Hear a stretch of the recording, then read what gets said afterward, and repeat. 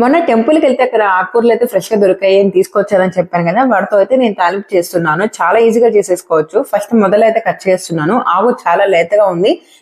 ఫ్రైకి అయితే ఇలా కట్ చేసేస్తాను. మామూలుగా ఆకుకూర చేయాలంటే ఓన్లీ లీవ్స్ మాత్రమే తీసుకుంటాను.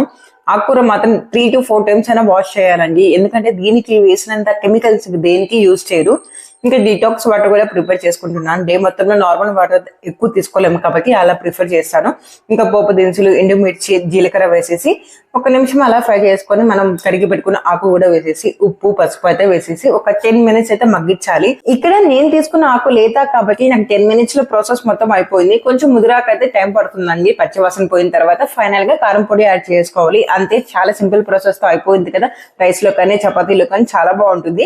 మీకు నచ్చితే పప్పుల పొడి కూడా యాడ్ చేసుకోవచ్చు. స్టవ్ ఆపిన తర్వాత నాకు పప్పుల పొడి వేసుకొని తింటే చాలా బాగుంటుంది. నేనైతే ఉట్టినే తినేస్తాను, లేకపోతే రైస్ లోకి అయితే తింటాను. ఖచ్చితంగా ట్రై చేసి ఎలా వచ్చిందో కామెంట్స్ లో షేర్ చేసుకోండి.